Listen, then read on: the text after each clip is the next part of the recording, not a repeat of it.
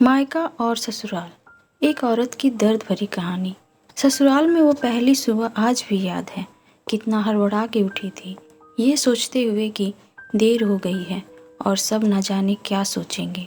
एक रात ही तो एक नए घर में कटी है और इतना बदलाव, जैसे आकाश में उड़ती चिड़िया को किसी ने सोने के मोतियों का लालच देकर पिंजरे में बंद कर दिया हो।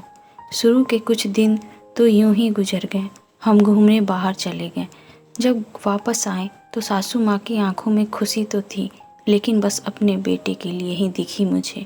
सोचा शायद नया नया रिश्ता है, एक दूसरे को समझते देर लगेगी, लेकिन समय ने जल्दी ही एहसास करा दिया कि मैं यहाँ बहू हूँ, जैसा चाहूँ वैसा नहीं रह सकती। कुछ कायदा मर्यादा है जिनका पालन मुझे करना होगा। धीरे धीरे बात करना, धीरे से हंसना, सबके साथ खाने के बाद खाना, ये सब आदतें जैसे अपने आप ही आ गई मुझ में। घर में माँ से भी कभी कभी ही बात होती थी। धीरे धीरे पीहर की याद सताने लगी। ससुराल में पूछा तो कहा गया अभी नहीं, कुछ दिन बाद जाना। जिस पति ने शादी के समय कहा था कि आपकी बेटी पास में ही तो है, कभी भी आ जाया करेगी, उसके भी सुर बदल गए। अब मुझे धीरे धीरे यह समझ में आ गया था कि शादी कोई बच्चों का खेल नहीं, इसमें केवल घर नहीं बदलता, पूरी जिंदगी बदल जाती है। अब मैं कभी भी उठकर अपने पीहर नहीं जा सकती थी। यहाँ तक कि पीहर वालों को भी मुझसे मिलने के लिए पूछ कर आना पड़ता है। पीहर में जोर जोर का हंसना, कभी भी कहीं भी चले जाना, रसोई में से कुछ भी उठाकर खा लेना, अपनी मर्जी का करना, यह सब यादें बनकर रह गई।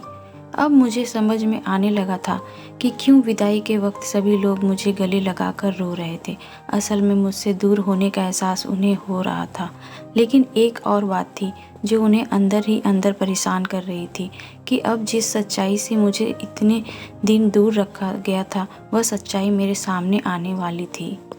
पापा का यह झूठ कि मैं उनकी बेटी नहीं बेटा हूँ अब और दिन नहीं छुप पाएगा, जो कि उनकी सबसे बड़ी चिंता थी कि अब उनका बेटा, जिसको कभी भी बेटी होने का एहसास नहीं कराया था, जीवन के इतने बड़े सच के से सामना करने जा रही थी।